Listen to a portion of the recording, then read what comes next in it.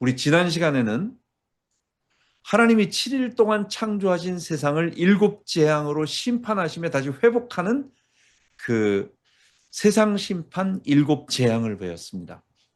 오늘은 하나님이 교회를 위로해 주시면서 7계시를 주시면서 이 땅에서 고통당하고 있는 교회 괜찮다.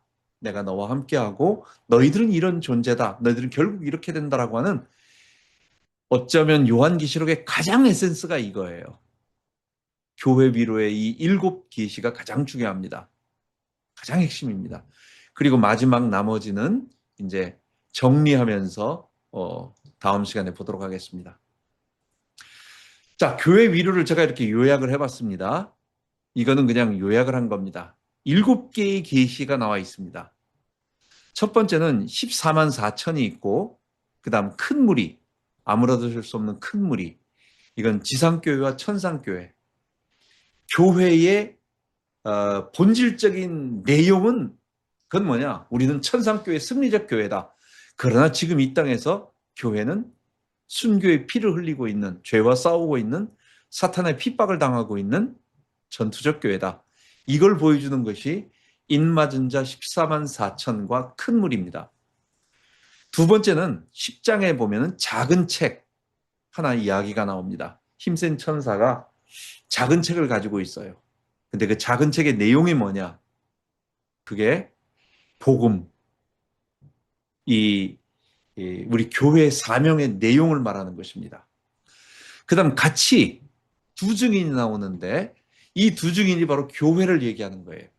교회가 이 작은 책, 11장인데, 교회가 이 작은 책의 내용, 하나님의 복음의 내용을 백성과 나라와 방언과 임금들에게 1260일, 한때 두때 반때, 그리고 42개월, 3년 반 표현되는 그 기간 동안 증거를 하는 겁니다.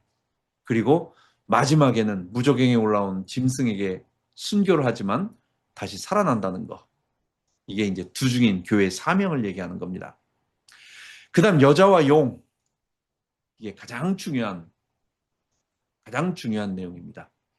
여자와 용에 대해서 보게 될 것이고, 이게 바로 사탄 결박과 예수님의 십자가 승리, 그리고 여자의 남은 자손들, 우리 창세기 3장 15절에 나온 여자의 후손과 여자의 후손들이 뱀과 뱀의 후손들을 이겨서 세상을 다시 하나님 나라로 회복한다라고 하는 그 예언이 그대로 성취되어지는 것. 그래서 여자의 남은 자손들, 곧 그들이 누구냐?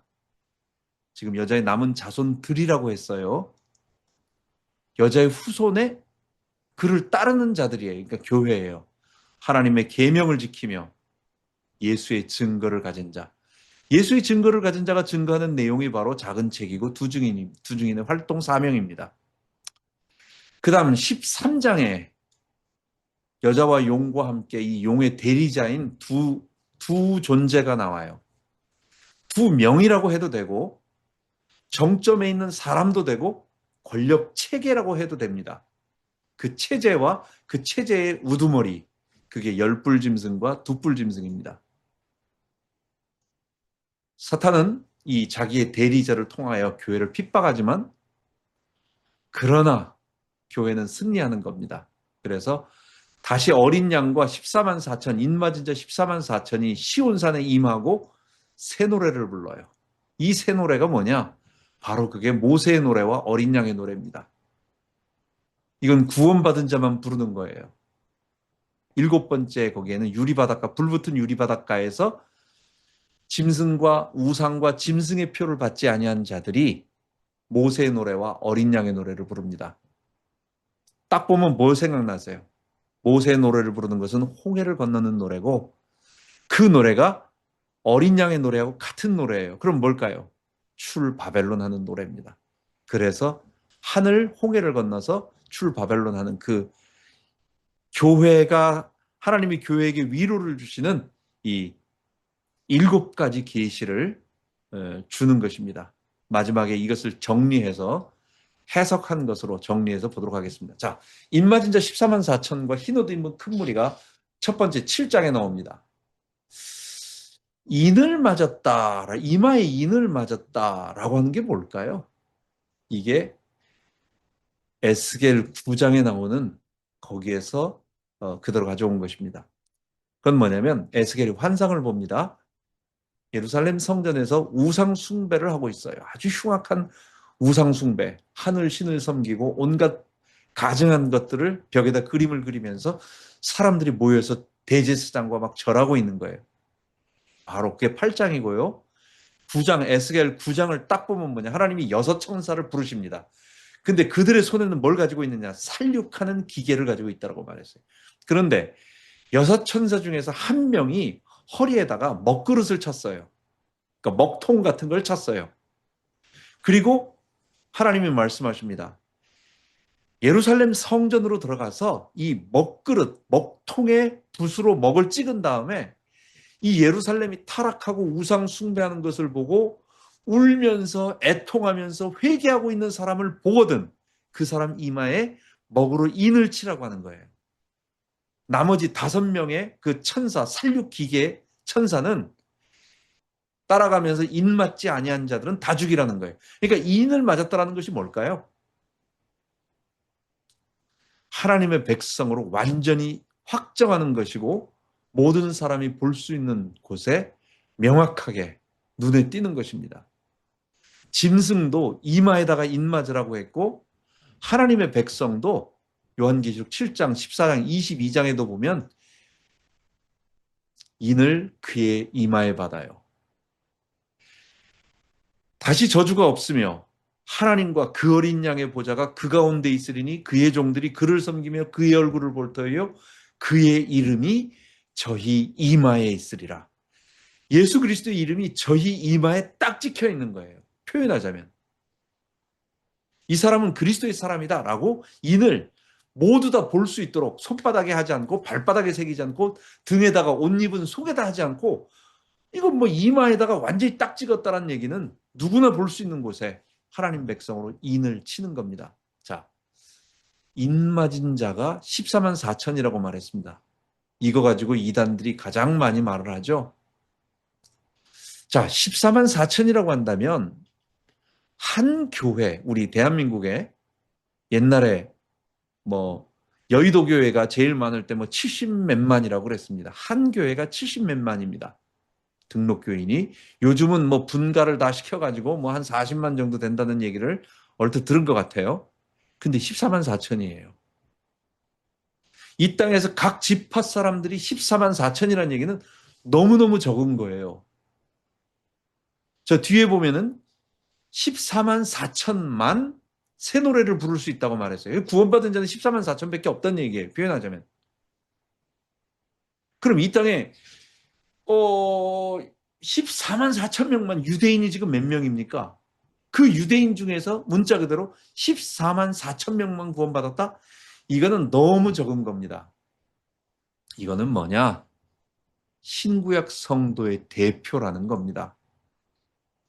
24장로, 그러니까 구약 12지파와 신약 12사도를 합친 것의 천을 곱한 겁니다.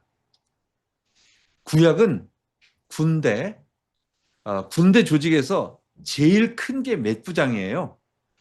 우리 1150, 10입니다. 1150, 10이에요. 1000부장, 100부장, 50부장, 10부장이란 얘기예요. 제일 많은 게 몇이라고요? 군대의 제일 큰 단위가 1000단위라는 게 1000부장이 제일 커요. 10,000부장 없습니다. 5000부장도 없습니다. 1000부장이 제일 큰 겁니다. 1000이라고 하는 것은 완전수의 3을 곱한 무한과 충만을 의미합니다. 제일 큰 단위를 1000이라고 말해요. 출애굽기 20장 6절에도 보면 죄는 3, 4대, 은혜는 만대라고 안 하고 1000대라고 말합니다. 여러분 1000대가 얼마나 많은 건 줄 아세요? 우리 한 세대 1세대가 몇 살이라고 그래요? 1세대가 1세대가 몇이라고 말합니까? 1세대 30년입니다. 30년에다가 1000을 한번 곱해보세요. 3만 년이라는 얘기예요. 3만 년 동안 하나님이 복을 주신다고 생각을 하는 거 생각 한번 해보세요. 은혜 천대라고 하는 거는 뭐 천대쯤 되나 보다라고 생각할지 모르지만 한 세대를 30년이라고 생각했을 때 3만 년 동안 표현하는 거예요. 그러니까 무한한 수예요, 그게. 솔로몬의 1,000마리 번제도 뭐냐? 그것도 1만 마리라고 안 합니다. 동시에 1,000마리를 드린 겁니다. 그러니까 1,000이라고 하는 것은 이스라엘 숫자 중에서 가장 많은 거예요. 미디안 전쟁을 벌립니다. 특별 전쟁을 벌립니다. 왜 미디안 전쟁을 했느냐? 마지막 가나안 땅 들어가기 직전, 요단을 건너기 직전에 이스라엘 저주하는 그 발람 술사 발람이 모압 왕 발락에게 꾀를 하나 줍니다. 그 꾀가 뭐냐? 우리가 저주를 할 수는 없고 전쟁을 해서 이길 수 없다. 그러니까 저들을 동화시켜가지고 저들의 긴장을 풀고 저들로 우리 우상 숭배하는데 같이 있게 하자. 그렇게 얘기한 거예요. 그게 뭐냐? 바알 부올에서 우상 숭배 축제에 그들을 드리게 한 겁니다. 그때 시므리와 고스비, 시므온 지파의 족장 시므리와 미디안 족장의 딸 고스비가 음행을 하는 것을 찾아 들어가서 비느하스가 한 창으로 찔러 죽입니다. 그리고 그때 24,000명이 역병에 의해 가지고 죽습니다. 그게 가나안 들어가기 직전 광야 40년 동안 있었던 그 모든 일 중에 맨 마지막 사건이에요. 그게 민수기 24장, 25장 얘기입니다. 26장까지. 그리고 31장에 그 사이에 이제 중요한 뭐 이런저런 규례들을 말해주고 31장에 하나님께서 그 미디안을 쳐라, 보복해라 라고 말씀하십니다. 그래서 각 지파마다 1,000명씩 뽑아서 12,000명, 12지파에서 12,000명을 뽑아가지고 내보내서 완전 진멸을 해버립니다. 그때 술사 발람까지 죽입니다. 1,000명이 뭐라는 거예요? 대표 군대라는 거예요. 그러니까 구약의 12지파, 신약의 12사도 곱하기 1,000명의 군대 합치면 뭐냐? 이게 14만 4천 명이라는 겁니다.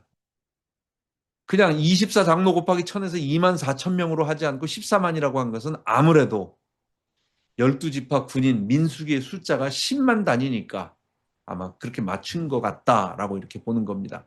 자, 중요한 거 하나 있습니다. 여러분, 구약의 창세기 48장에 야곱이 축복할 때에 12지파 명단이 나옵니다. 그 다음 여호수아가 또 지파 분배할 때에도 거기에도 12지파에 대한 얘기가 나옵니다. 요한계시록 7장에도 여기에 각 지파에서 12,000명씩 군대로 만들어가지고 14만 4천을 만들 때에도 12지파가 나옵니다. 근데 차이가 있어요. 요한계시록 7장에는 단지파가 없어요.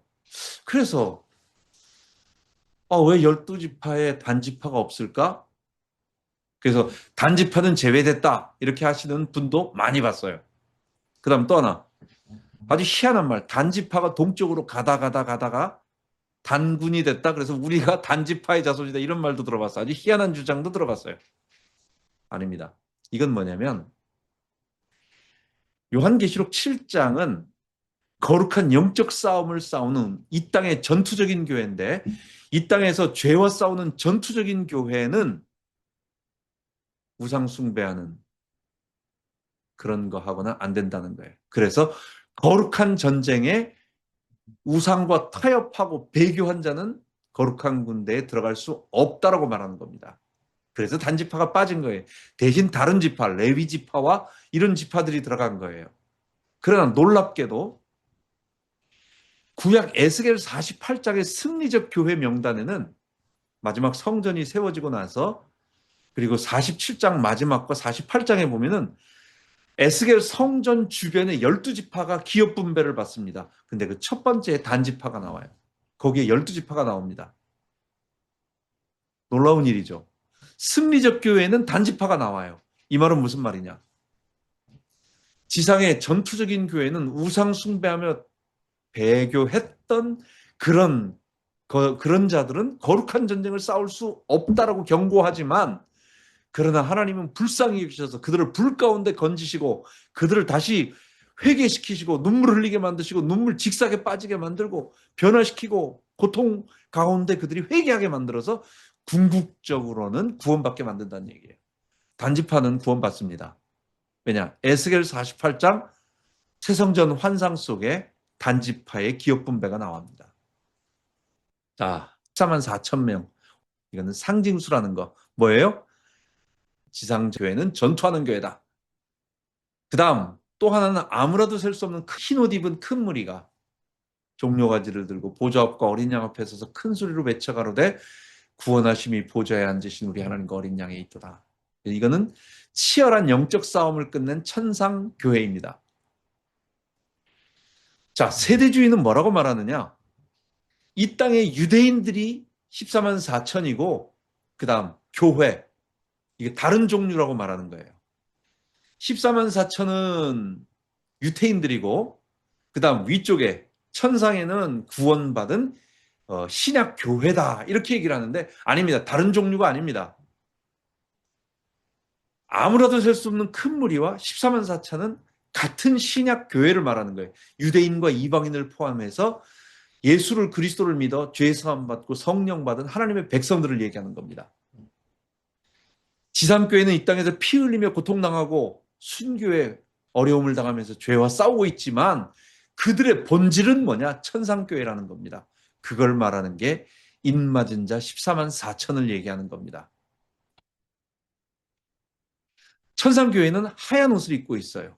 이건 뭐냐? 그리스도의 의의 옷으로 부활의 모습으로 완전히 부활 영화를 입은 것입니다. 그런데 성도는 지상교회는 흰 옷을 입지만 그 흰 옷은 어떤 흰 옷일까요? 그리스도의 칭의의 흰 옷입니다. 그렇기 때문에 이 땅에서는 우리가 피를 흘리면서 싸우면서 어려움 당하지만 그러나 우리의 본질이 마지막 부활했을 때 완전히 그리스도의 의의 옷을 입는 흰 옷을 입은 성도라는 것을 알면 되겠습니다. 지상교회 성도의 본질과 정체성은 흰 옷 입은 그리스도를 따르는 세마포 군대입니다. 요한계시록 19장에 나옵니다. 그러나 실제 삶에서 우리는 아직 흰 옷을 완전히 입지 못했습니다.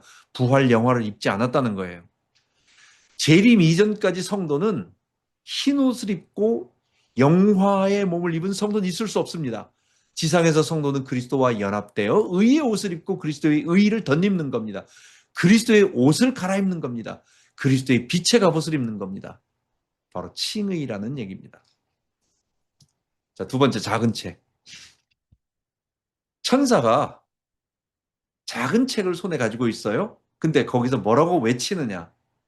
일곱째 천사가 소리내는 날 그의 나팔을 불게 될 때에 하나님의 비밀이 그 종 선지자들에게 전하신 복음과 같이 이루리라. 하나님의 비밀이란 뭘까요? 하나님의 비밀이라고 하는 것은 하나님 나라의 도래와 완성을 말합니다. 우리 다니엘서 2장에 보면은 느부갓네살이 꿈을 꿀 때에 바로 다니엘이 느부갓네살에게 말합니다. 하나님이 당신에게 은밀한 것을 보여주셨다. 후일에 될 일을 말씀해 주셨다. 그게 이거다라고 말하면서 그 다음에 그 내용을 설명하는 내용입니다. 이것을 사도 요한은 후일에 될 일을 이제 한참 됐고 이제 예수님을 통하여 되어졌으니까 반드시 속히 될 일이라고 말했고 은밀한 것을 뭐라고 말했냐? 하나님의 비밀이라고 말한 겁니다. 그 하나님의 비밀이 뭡니까? 세상 나라가 우리 주와 그 그리스도의 나라가 되어 그가 세세토록 왕노릇하시리로다. 그리스도께서 왕노릇하는 하나님 나라가 이루어진다는 거예요. 그게 하나님의 비밀이에요. 우리가 지금까지 다니엘의 72회를 통해서 하나님의 나라에 대한 이게 하나님의 비밀입니다. 이게 우리의 세계관이고 우리의 역사관이에요. 70년 동안 이렇게 세상 나라가 하나님 나라를 사로잡았잖아요. 하나님이 7이레를 통하여 표현하시는 거예요. 하나님이 7이레를 통하여 성전, 스룹바벨 성전, 느헤미야 성벽, 예루살렘을 준공하듯이 하나님이 72회를 통하여 내가 하나님 나라를 완성하겠다. 근데 그것은 건물 성전을 짓는 것처럼 내가 참된 영적 성전, 하나님의 나라를 세우겠다라고 말하는 겁니다. 그 일은 어떤 일을 통하여 이루어지느냐? 예수님이 기름 부음 받은 69일에 때 이게 이루어집니다. 그리고 절반이 뭐였어요? 십자가 사건이며 그게 성전 파괴였습니다. 그리고 나서 반일회에 대한 내용은 안 나와요. 이게 반일회에 대한 얘기 안 나옵니다. 그 반일회가 뭡니까? 지금 나오고 있는 이 교회를 통하여 하나님이 자기 백성을 모으고 있는 그 시간을 얘기하는 거예요. 그게 이 작은 책을 통하여 이루어지고 있는 하나님의 계시, 그 계시의 내용을 이야기하는 겁니다. 작은 책을 먹으니 입이 달고 그 속에는 썼습니다. 이게 에스겔서에 나오는 얘기입니다. 예레미야를 부를 때 예레미야가 6장 1장 6절에 뭐라고 말하냐? 나는 아이라 말을 할 줄 알지 못합니다. 내가 무슨 말을 해야 될지 모르겠습니다. 했더니 9절에 하나님이 내가 내 말을 너 입에 두었노라 이렇게 말씀하십니다. 내가 내 말을, 내가 전할 말을, 나의 말을 너 입속에 넣어주겠다. 너는 가서 내 말만 해라. 내가 말하라고 한 것. 그게 우리 목회자이기도 하고 우리 주의 종들이기도 하고 우리 장로님이기도 하고 우리 모두입니다. 우리가 해야 할 일은 우리 입속에 하나님이 넣어주신 것을 말하는 거지 우리 것을 말하는 게 아니에요. 이사야도 그 입으로 해야 할 말을 하나님이 부정한 입을 스랍 천사를 통해 불러 지졌습니다. 에스겔도 마찬가지입니다. 두루마리를 가져 먹으라는 거예요. 2장, 3장에 보면은 이 두루마리 책을 가져다 먹으라는 거예요. 책을 가져다 먹으라는 거예요. 입에는 달다. 에스겔이 전한 말이 바로 그겁니다. 복음입니다. 물론 그가 전한 말은 예레미야하고 똑같이 이스라엘 멸망과 하나님의 회복에 대한 이야기였습니다. 제가 이거를 갖다가 그냥 갑자기 쓱 넣고 싶어서 넣었어요. 여러분 이게 뭡니까? 이게 달리라고 하는 화가가 1951년도에 그린 이 십자가상의 그리스도, 성 요한의 그리스도라고 하는 이 그림입니다. 이게 다른 이전의 모든 십자가하고 달라요. 그 다른 게 뭐냐? 이전의 십자가는 아래서 위를 바라보는 아니면 사람의 눈으로 보는 거였어요. 근데 이건 뭐냐? 하나님의 눈으로 보는 겁니다. 사람으로 지금 온갖 대접을 받고 많은 사람들이 설교 그 아무것도 아니다. 하나님의 시선으로 봐라. 하나님이 너의 입에 작은 책을 넣어줬을 때 그 말만 하는 것이 정말 하나님의 종이고 하나님의 백성이다. 이 땅에서 온갖 거짓 선자들은 대접을 받고 하지만 그거 전혀 신경 쓰지 말라는 거예요. 하나님의 눈으로 십자가를 통하여 세상을 바라보라는 거예요. 저는 작은 책 보면서 그거 생각했습니다. 자, 세 번째 두증인입니다. 두증인을 볼 때 성전을 측량하라고 말합니다. 근데 바깥을 측량하지 말고 그대로 두라고 말합니다. 이게 예루살렘 성전산 위쪽에 스코프스산 그 정상고 앞에 거기에 옛날 헤롯 성전의 모형을 이게 실물로 축소해가지고 이렇게 크게 만들어 놓은 거예요. 모형으로 만들어 놓은 거예요. 에스겔 성전도 비슷합니다. 그냥 비슷합니다. 제가 보고 싶은 말하는 것은 우리가 성전이라고 말하는 것은 사실 요거예요. 요게 성전입니다. 이게 옛날 솔로몬 성전보다 훨씬 2배 이상, 이 전체는 4배, 요 성전은 솔로몬 성전의 2배 이상으로 키운 겁니다. 그런데 여기가 뭐냐? 바깥들입니다. 요게 바깥들. 요게 바깥들이에요. 바깥들은 사실은 엄밀하게 말한다면 성전이 아닙니다. 이걸 이방인의 뜰이라고 말하고 여기서 이거는 이렇게 여기서 장사하도록 돼 있는 거예요. 예수님이 여기에 장사치들이 많아가지고 막 이걸 내쫓았다라고 말하는데 이 안에서 한 게 아니에요. 성전 바깥에 바깥들에서 한 거예요. 돈 바꾸는 데는 여기서 한 거예요. 그건 마땅히 하게 돼 있는 거예요. 여기는 예배드리는 장소가 아니에요. 근데 문제는 뭐냐? 바깥들을 측량하지 말라니까. 솔로몬 성전이나 헤롯 성전에 볼 때 바깥들은 엄밀한 의미에서는 성전 내부가 아닙니다. 그런데 하나님이 뭐라고 말씀하시느냐? 성전은 측량하고 바깥들은 측량하지 말라고, 여기는 측량하지 말라고 말합니다. 근데 에스겔 성전에 보면 요걸 회랑이라고 말하는데 바깥에 방이 한 30개 정도 되는 회랑 안까지 여기까지도 성전을 치는 거예요. 그래서 바깥들을 갖다가 사도 요한에게 측량하지 말라고 하는 것은 교회 외적 부분은 교회가 핍박을 당하고 어려움을 당할 수 있다는 거예요. 그러나 내면은 절대로 교회의 내면적인 부분, 실질적인 부분은 이방인들이 건드릴 수가 없다는 얘기예요. 전투적인 교회와 승리적인 교회를 다시 한번 얘기해 주는 겁니다. 1260일 동안 42달, 1260일, 3년 반, 한때, 두때, 반때라고 하는 것은 뭐야? 똑같이 70일의 마지막 반일회를 말하는 것입니다. 그거는 뭐냐면 42개월을 연으로 환산해 보세요. 42개월은 12개월 곱하기 3이니까 거기다 6개월이에요. 3년 반이에요, 이게. 날로 말한다면 1260일은 42개월을 곱하기 30이 되는 거예요. 그게 1260일이에요. 한때, 두때, 반때가 한때가 하나, 두때니까 세때가 되죠. 반때니까 세때 반이란 얘기예요. 그게 7이 되면 그게 한일회가 됐으니까. 그래서 교회는 성전 측량하는 것처럼 외적인 부분은 이방인들에게 핍박을 당할 수 있지만 절대로 내면적인 부분까지 건드릴 수 없다. 교회의 본질은 승리적 교회다. 겉으로는 핍박을 당하고 순교를 당하고 어려움을 당할 수 있지만 주께서 보호하시고 지켜주신다. 그 얘기예요. 두 번째, 교회는 두중인의 참된 성전의 진리의 말씀을 증거합니다. 언제? 1260일 동안. 한때, 두때, 반때 동안. 즉 주의 재림 때까지 교회는 두 증인의 사명을 감당합니다.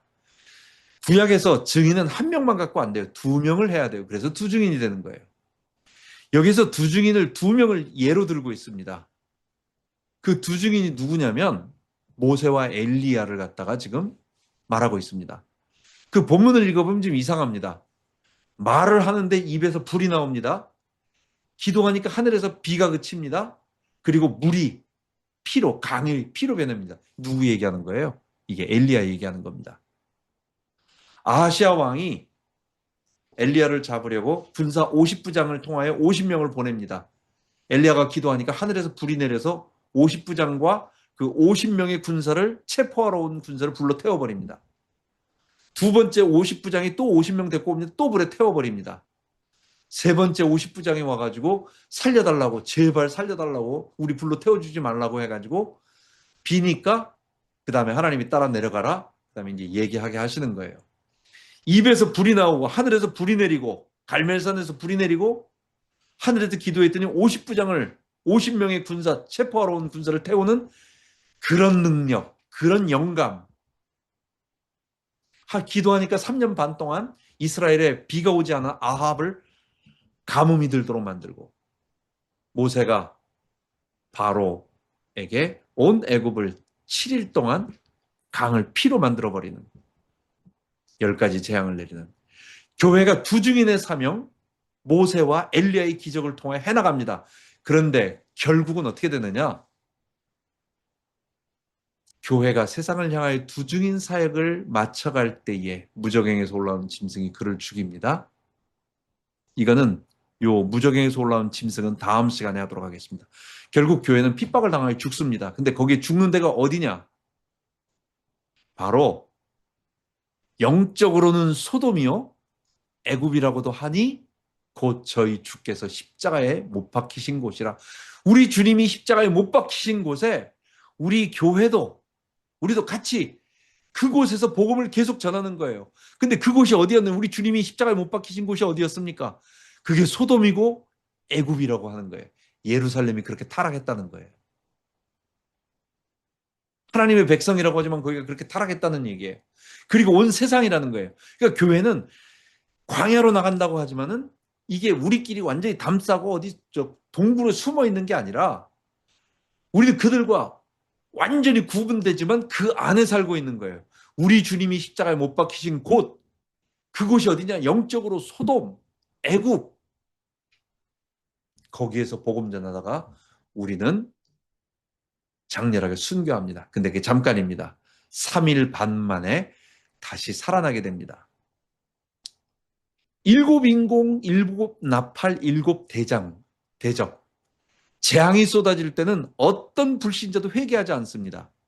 그런데 교회가 순교의 피를 흘리면서 복음을 전하니까, 두 증인의 사명을 감당하니까 그때 회개하고 많은 사람들이 돌아와요. 두 증인이 순교하였을 때 성이 10분의 1이 무너지고 7천 명이 죽습니다. 그때 수많은 사람들이 놀라면서 하나님을 믿게 됩니다. 그러니까 재앙이 내려도 불신자는 믿지 않지만 두 증인 사명을 통하여 하나님의 백성이 구원받는 겁니다. 자, 여자와 용입니다. 해와 달과 12별을 입은 여자는 누굴까요? 이건 당연히 하나님의 백성들을 얘기합니다. 그게 여자의 후손들을 얘기하고 구약교회, 신약교회라고 말할 수 있어요. 신구약 교회입니다. 그러니까 여자는 교회라고 말할 수 있습니다. 그러니까 교회가 예수님을 낳다가 아니라 예수님이 교회를 통하여 오셨다, 이렇게 보는 게 좋겠죠? 여자가 만국을 철장 권세로 다스릴 남자 아이를 낳으려고 하는데 용이 여자를 죽이려고 합니다. 그 용은 누구냐? 옛뱀, 곧 마귀라고도 하고 사탄이라고 하는 존재입니다. 그래서 여자가 광야로 가서 1260일 한때 두때 반때 양육을 받습니다. 아까 말했죠? 한때 두때 반때가 뭐라고요? 마지막 반이래를 얘기하는 거예요. 성전 파괴, 십자가와 성전 파괴 이후에 모든 것이 다 끝났어요. 그럼 이제 마지막 남은 주의 재림 때까지 교회 시대를 말하는 겁니다. 주의 초림부터 재림까지 이 기간 동안 교회가 두 증인의 사명을 가지고 작은 책 내용을 먹고 입에는 달지만 너무너무 귀한 하나님 말씀 복음이지만 우리가 전할 때는 핍박을 당하는 거예요. 예레미야처럼 온갖 핍박을 당하고, 에스겔도 포로대 때 예레미야하고 같은 시대에 같은 제사장 출신입니다. 그도 계속 핍박을 당하면서 우리의 육체적인 고통이 있습니다. 그러나 그 증인 사명을 감당하는 겁니다. 용의 7머리 10뿌리, 이것도 마찬가지입니다. 이것도 다음 시간에 하도록 하겠습니다. 여기서 이거 들어보셨을 거예요. 사탄이 꼬리에 하늘의 별 3분의 1을 끌어다가 땅에 던졌다라고 하는 거. 그 우리는 천사의 3분의 1을 타락시키고 가지고 내려와서 같이 타락했다라고 얘기하는데, 본문 문맥은 그게 아닙니다. 이거는 별은 천사일 수도 있지만 하나님의 의인들을 말합니다. 하늘의 별처럼 빛난다라고 합니다. 이건 뭐냐? 예수님의 십자가 사건을 얘기하기 때문에 하나님의 백성들 3분의 1을 핍박한다라고 얘기하는 거예요. 그러니까 용이 여자와 그의 남은 자손들을 핍박한다라는 겁니다. 이게 적절한 그 본문의 내용입니다. 자, 중요한 것은 사탄이 하늘에서 내어 쫓깁니다.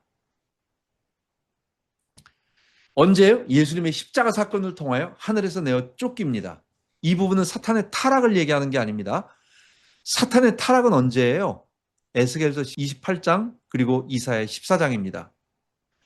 계명성 바벨론 왕 두로 왕의 교만을 이전에 있었던 그 사탄의 타락에 빗대어서 그 바벨론 왕과 두로 왕의 교만을 그 사탄의 타락에 비유하는 거예요. 이거는 이들이 너무 교만하다. 근데 그 교만이 뭐냐? 이전에 있었던 그 사탄만큼 하늘 꼭대기에 닿는 교만이 있구나 라고 그것을 빗대는 거예요. 이사야 14장과 에스겔 28장이 사탄 타락, 처음에 있는 사탄 타락을 얘기하는 겁니다. 지금 말하고 있는 요한계시록에 하늘에서 내어 쫓긴 것은 십자가 사건으로 권세가 결박된 겁니다. 이게 창세기 3장 15절에 뱀의 머리가 완전히 짓밟혀 상한다라고 하는 그거. 이게 베드로후서 2장 4절 타르타로스 어두움 구덩이 속에 갇힌다라고 하는 거, 유다서의 흑암에 갇힌다라고 하는 거, 그리고 요한계시록 20장에 무적행에 갇힌다, 같은 말입니다. 사탄의 권세가 결박되고 무너진다라는 얘기예요. 존재가 결박되는 게 아닙니다. 그가 더 이상 왕 노릇할 수 없다는 것입니다. 예수의 피로 말미암아 구원받은 자들이 생겨서 이제는 사탄의 나라가 무너지고 하나님 나라가 도래하고 구원받는 자들이 생겼다라는 얘기입니다. 사탄이 패배해서 하늘에 쫓겨난 것은 하나님 나라가 임한 것입니다. 사탄은 등뼈가 부러지는 결정적 패배를 당했습니다.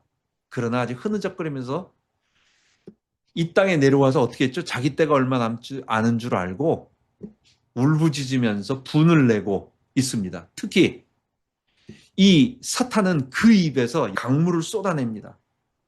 그 강물에 온갖 사상과 위협과 핍박과 미혹 온갖 들을 쏟아냅니다. 어떻게든지 성도를 핍박하고 넘어뜨리려고. 그게 지금 현재의 모습이에요.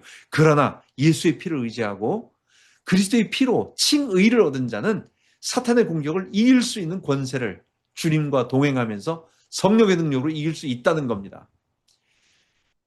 자, 중요한 거, 여자의 남은 자손들이라고 말했습니다. 그 여자의 후손이 여자의 후손들을 만들어 놓는 거예요.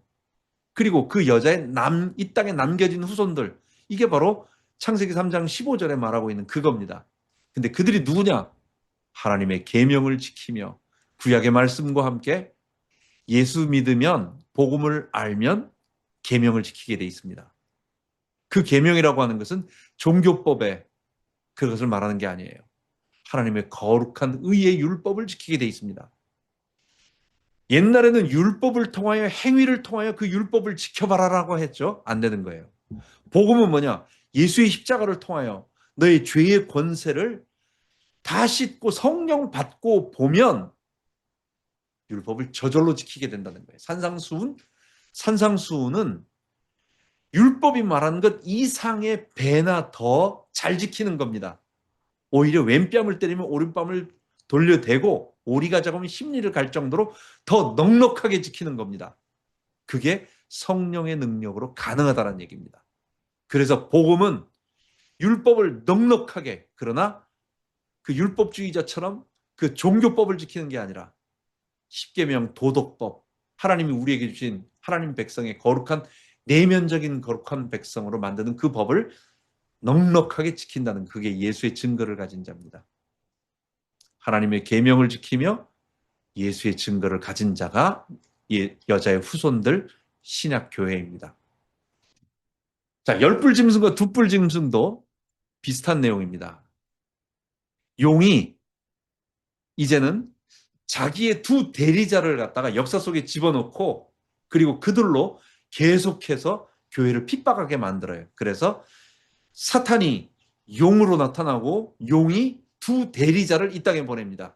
그게 바다에서 올라온 열불짐승, 땅에서 올라오는 두뿔짐승입니다. 바다에서 올라온 열불짐승은 정치 권력자 적그리스도입니다. 그리고 땅에서 올라온 짐승은 종교 권력자, 다른 말로 말한다면 거짓 선지자들입니다.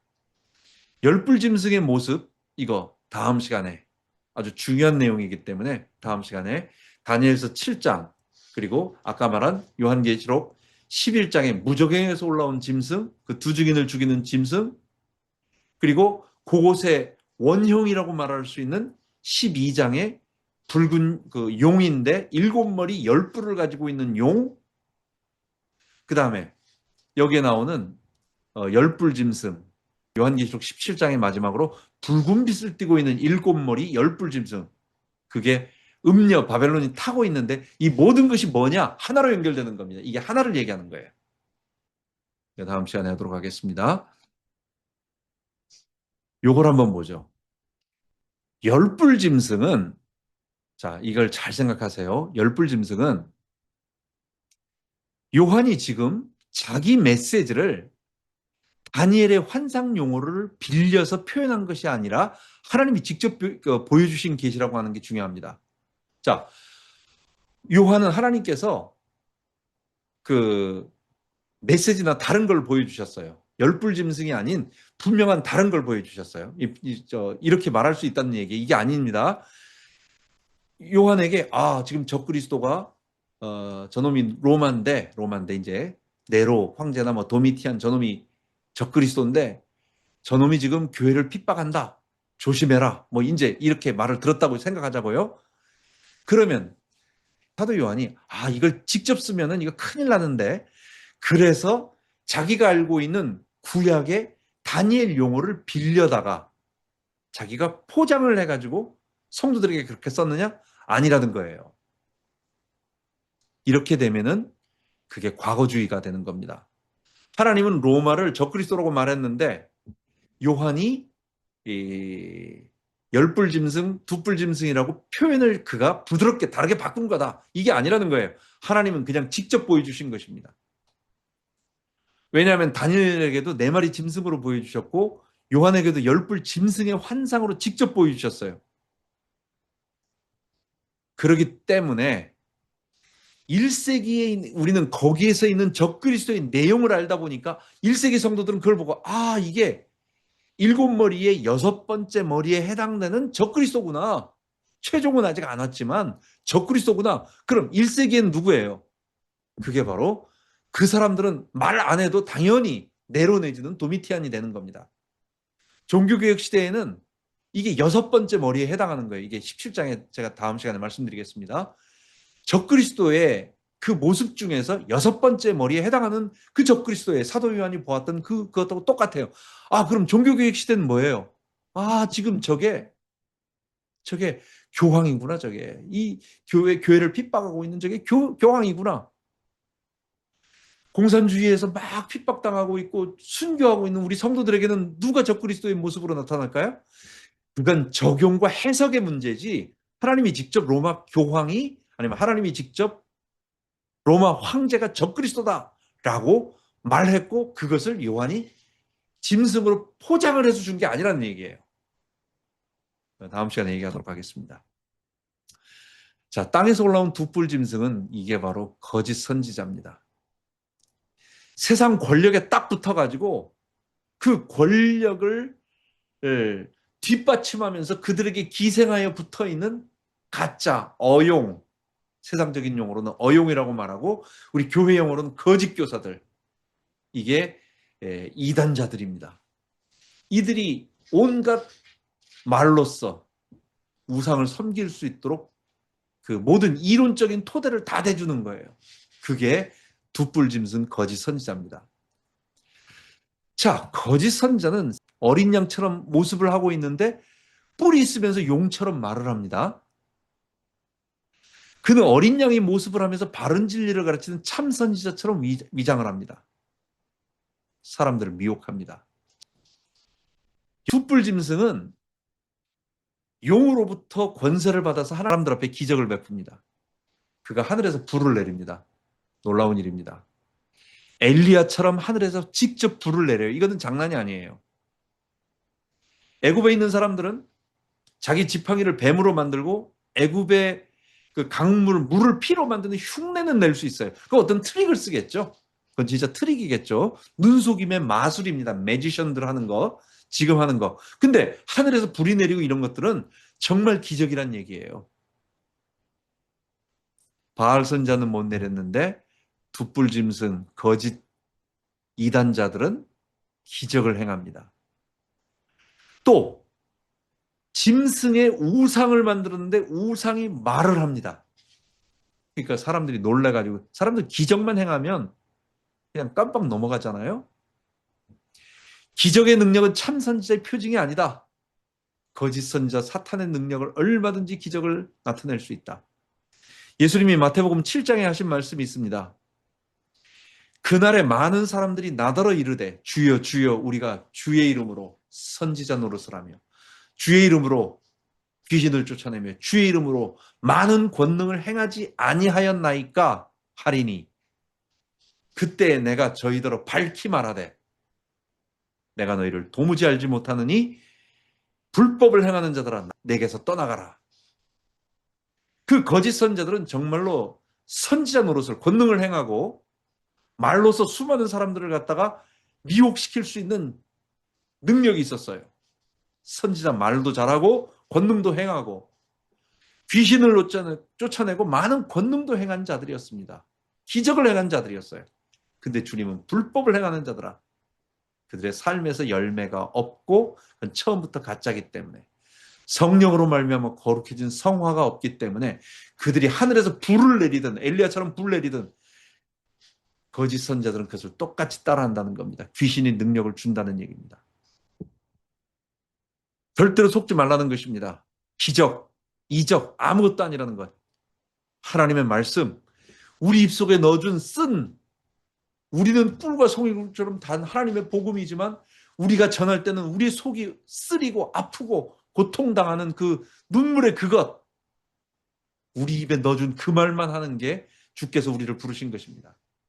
사람들의 명예, 이단들의 많은 사람들 모여 있는 거, 대접받는 거, 수많은 사람 앞에 설교하는 거 다 가짜입니다. 하나님의 시선으로 보세요. 하나님은 그거 하나 관심 없는 겁니다. 교회의 두 증인을 막는 두 짐승이 있습니다. 정치 권력자, 거짓 선지자입니다. 이들은 적그리스도의 두 측면임의 두 대리인입니다. 그 일곱 번째 머리가 된 그 열불 짐승은 등장하지 않았습니다. 그의 작은 대리인들인 여섯 번째 머리에 해당되는 자들은 많이 나왔죠. 우리 옆에도 나오고 우리 계속 나올 수 있습니다. 근데 두뿔 짐승 거짓 선지자는 교회 안에서 계속 미혹하면서 활동하고 있습니다. 주의 말씀을 미혹하고 사람들에게 계속해서 하나님 말씀으로부터 떨어져 나가도록 만드는 온갖 화려한 말들, 입담들, 말 잘하는 사람들. 그게 다들 그 뱀의 혀, 독사의 혀를 가지고 있는 그런 입들인 겁니다. 자, 666이 뭘까요? 이마에 인친다고 말했습니다. 이거는 뭐 열불 짐승 이름이라고 말했습니다. 666이 뭘까요? 현재까지 옛날에는 바코드라고도 말했고 바코드, 크레딧 카드도 말했고 베리칩도 말했는데 이거 다 휴거, 시한부 종말론, 다 극단적 시한부 종말론자들의 주장입니다. 이렇게 말해놓고 지금 와서는 아무 말도 안 합니다. 자기가 했던 말들에 대한 그걸 안 해요. 그걸 말해가지고 사람들을 미혹해서 사람들을 모아다가 돈 모으고 자기 교회 크게 해서 성장은 하지만 그리고 틀린 것에 대해서 말하지 않아요. 입 싹 닫고 그냥 가버리는 거예요. 그게 거짓 선지자입니다. 현재 복음주의 신학계에서 가장 널리 받아들여지는 것이 게마트리아, 그러니까 숫자, 그 히브리어를 숫자로 말하는 건데 666은 네론 카이사다. 그래서 네로 황제라. 자, 제가 지금 말했습니다. 요한계시록 17장의 일곱 산을 타고 앉은 음녀 바벨론을 로마 제국으로 직접 설명하는 과거주의 해석에 해당된다는 겁니다. 이건 약점이 있습니다. 이건 안 됩니다. 요한계시록은 소아시아 일곱 교회 성도들에게 보내는 서신의 성격이 있지만 우리 그 시대를 무시하고는 요한계시록을 이해할 수 없습니다. 우리 제가 말했죠. 부분적, 온건한 과거주의를 받아들여야 합니다. 그러나 하나님이 보내신 환상적 요소를 결코 배제할 수 없습니다. 그래서 저는 666을 네로 황제라고 지칭하며 썼다라고 하는 게마트리아 설명을 받아들이지 않습니다. 열불 짐승과 666을 보면서 1세기 성도들은 누구나 로마 황제라고 생각했을 거예요. 대표자 네로라고 했을 거예요. 일부러 요한이 네로라고 쓰기가 뭐하니까 666이라고 바꿔서 쓴 게 아니라는 얘기예요. 그건 정말로 666이라고 하나님이 써주셨다는 거예요. 의미를 두어서. 그 666이 뭐냐? 그것은 다시 말한다면 다니엘 네 짐승의 작은 뿔 환상을 알고 있는 사도 요한과 초대교회 성도들이라면 당시 상황 속에서 누구나 다 도달하는 당연한 결론이지만 하나님이 직접 열뿔 짐승과 666을 로마 황제 네로라고 직접 말씀하셨거나 요한이 네로라고 직접 지시하며 기록한 것은 아니다라는 겁니다. 그래서 우리가 이 666을 네로 카이사라고 하는 줄여서는 안 됩니다. 그러지 말고 우리는 뭐라고 말하는 게 좋으냐? 666은 사람의 수로 충만한 수라고 말하는 게 좋습니다. 777 그거는 하나님의 수로 충만한 수. 그런데 666은 언제나 모자라는 수. 하나님의 수에 도달할 수 있는 인본주의가 가득 찬 수.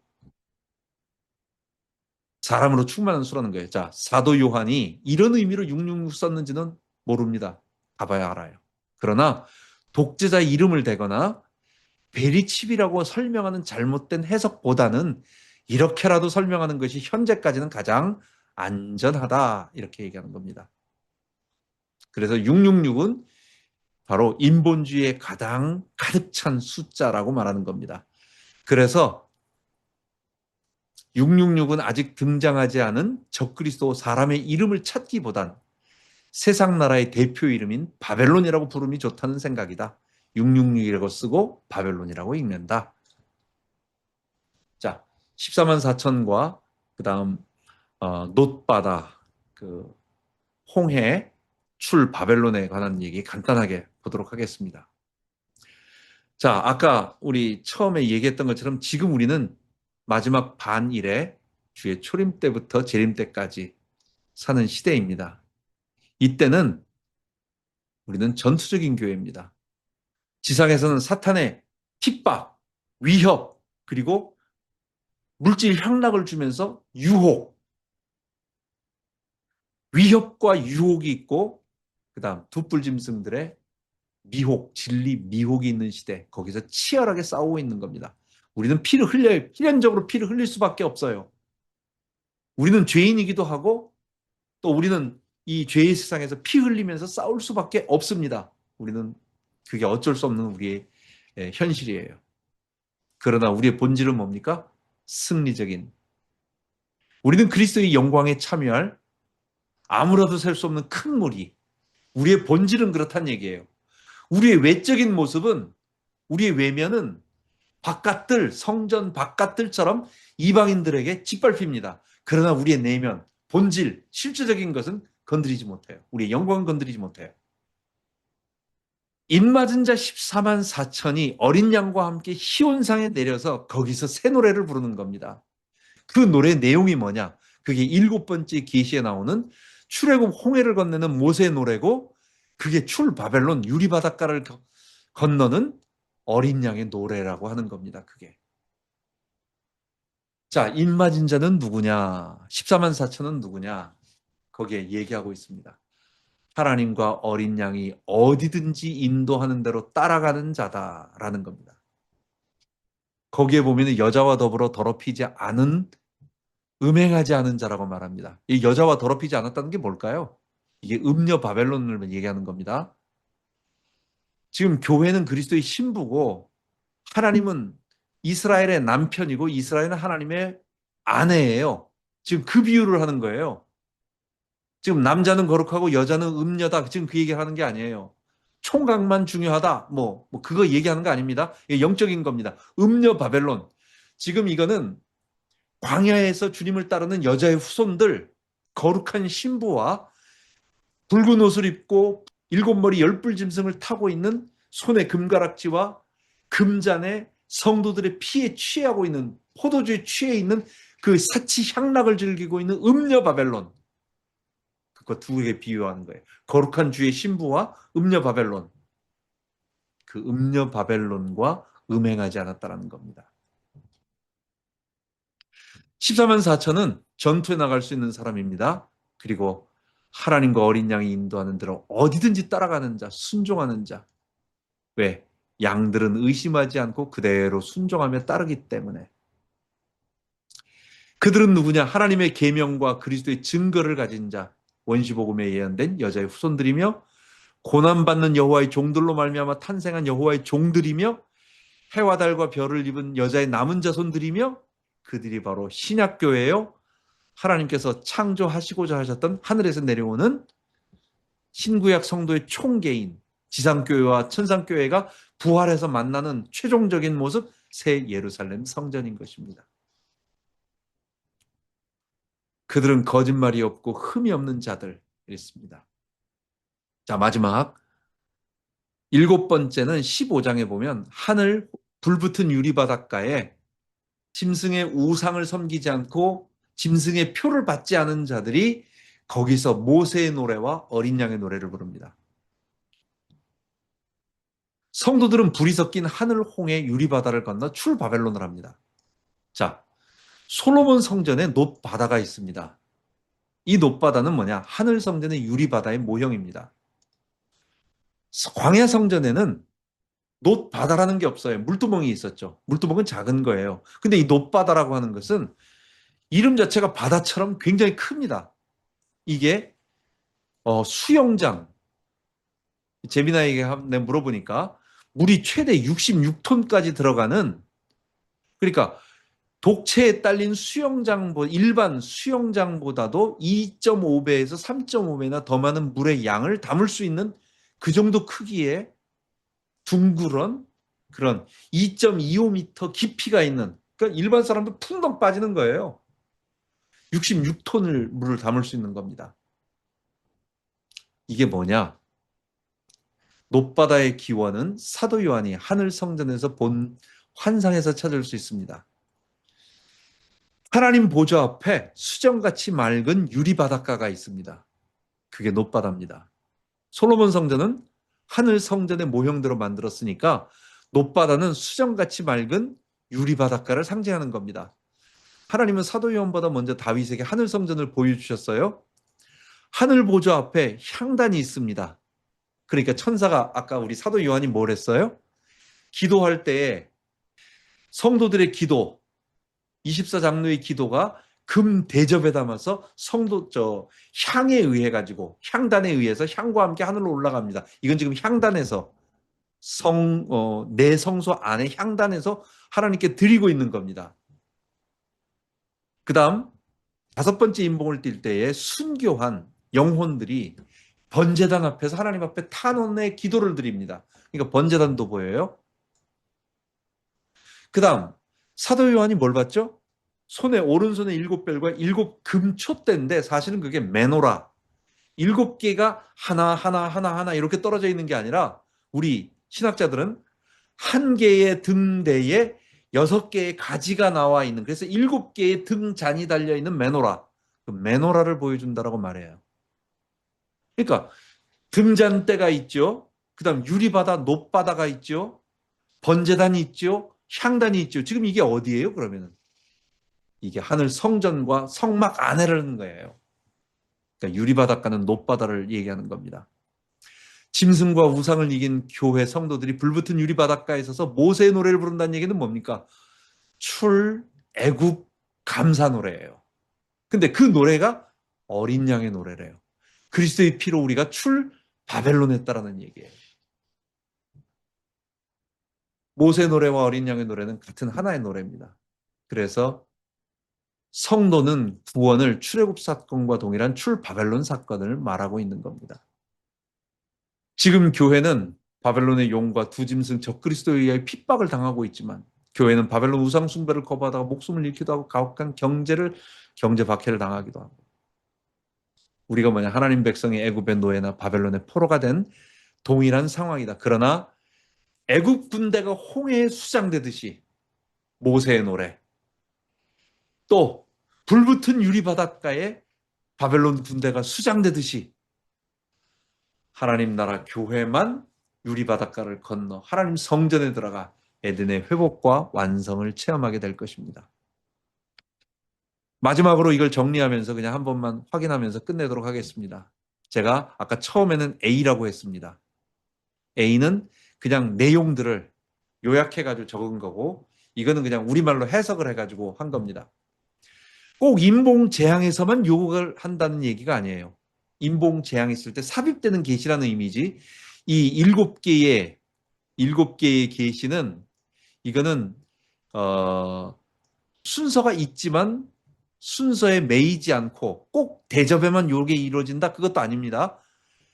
이게 대접 재앙 때 요 계시가 주어졌다, 삽입되어졌다라는 의미지, 이거는 시간하고는 상관없는 한 덩어리라고 말할 수 있겠어요. 자, 우리 한번 생각을 해봅시다. 처음에 시작할 때 에베소 4대 라오디게 에사라라고 말했습니다.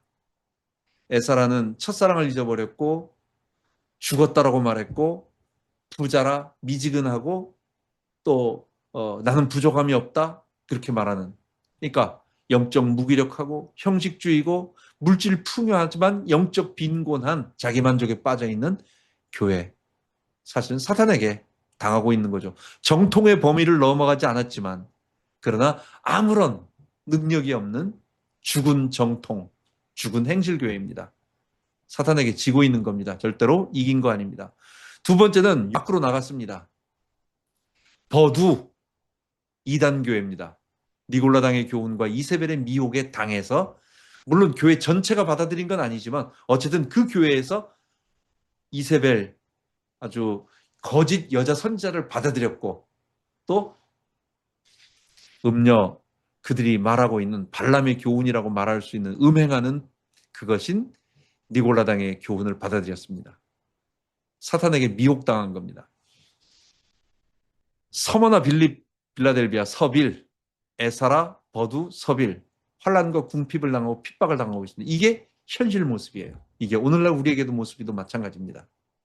오늘날 모든 교회도 다 이런 상황 속에서 우리가 지금 사탄에게 당하고 있어요. 사탄은 세상으로부터의 박해, 내부로부터의 타락이라고 하는 두 전선을 만들어서 끊임없이 공격하고 있습니다. 외적인 공격, 핍박, 내적인 타락. 우리가 진리를 알고 있지만 그럼 진리를 체험하지 못하도록 다른 거 신경 쓰게 만들고, 아예 다른 거 진리를 따라가게 만들고, 거짓 진리를 따라가게 만들고, 아예 그냥 무기력하게 만들고, 핍박당하게 만들고. 지상교회는 전투적 교회입니다. 피 흘리면 당연합니다. 모든 성도, 앞선 성도는 다 동일한 고난을 받았고 받을 것입니다. 죄와의 싸움, 사탄과의 위협, 유혹, 미혹은 계속됩니다. 성도는 처음부터 거룩을 위하여 부르심을 받은 자들입니다. 우리는 하나님의 의를 힘입어 이 땅에서 전투적인 교회로 마음을 강하게 먹고, 우리는 14만 4천이라는 거, 우리는 하나님 앞에 부름받은 거룩한 영적인 전투하는 특별 군대라고 하는 거, 피 흘리는 자들이라는 거 알아야 되겠습니다. 그런데 우리의 본질은 뭡니까? 우리는 승리적인 교회입니다. 외적으로는 핍박을 당하지만 내면은 아무도 건드릴 수 없는, 죄와의 전쟁은 영원하지 않습니다. 잠깐 동안입니다.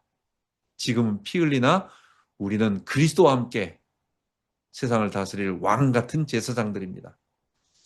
7장 17절에 보면 하나님이 저희 눈에서 모든 눈물을 씻어주실 것임이라 말하고 있습니다.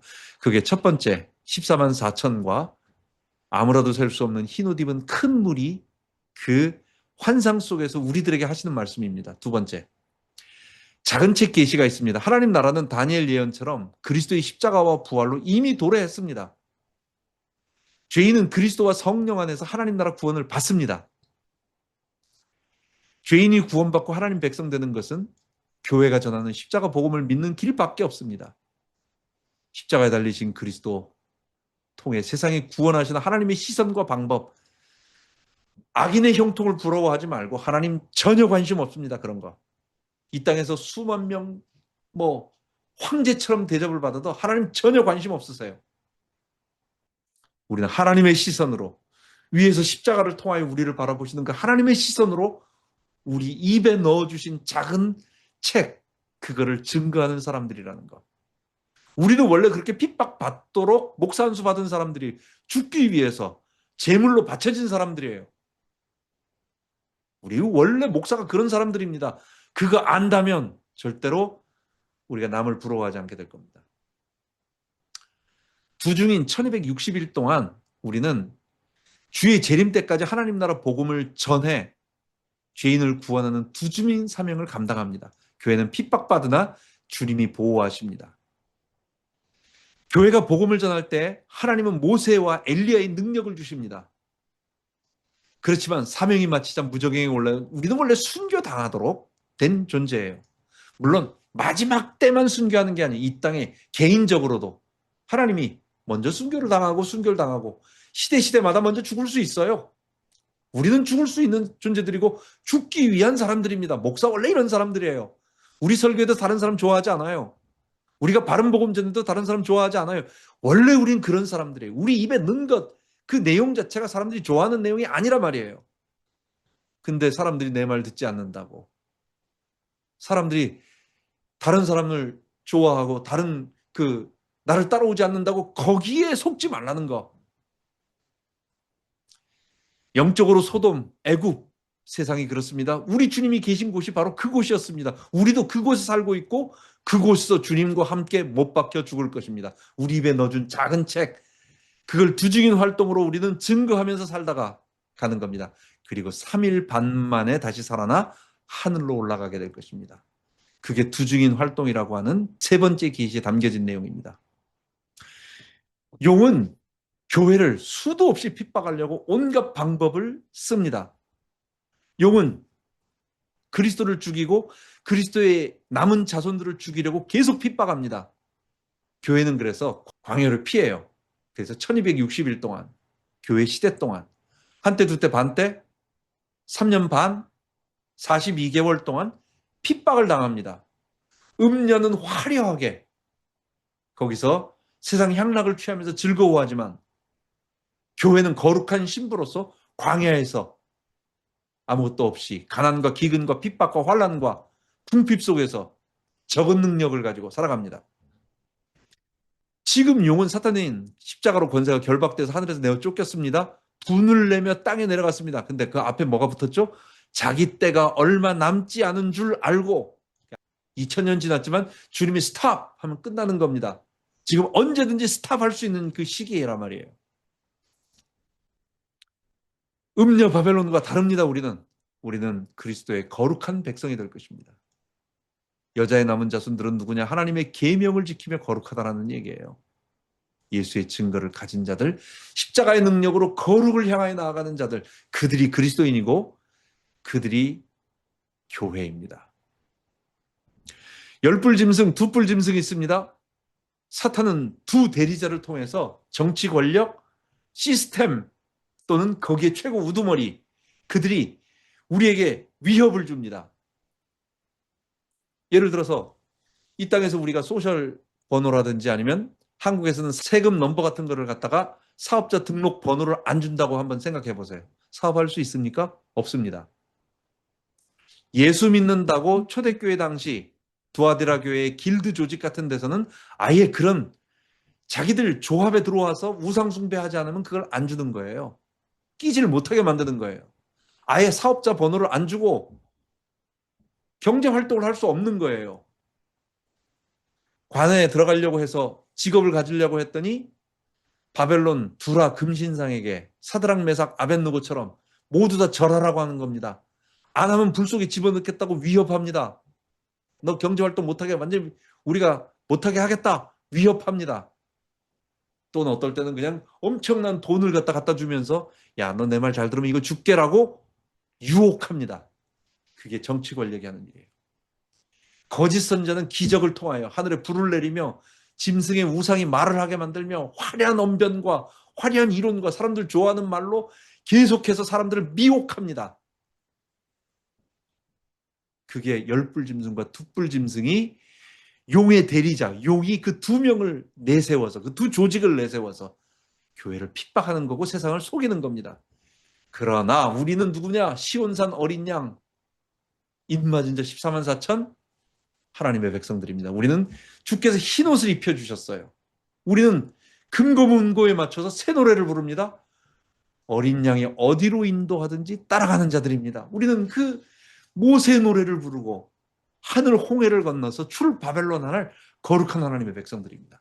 이게 교회에게 주신, 이 땅에서는 핍박을 당하고 있는 교회에 주신 하늘의 위로요 아름다운 교회 계시 7개입니다.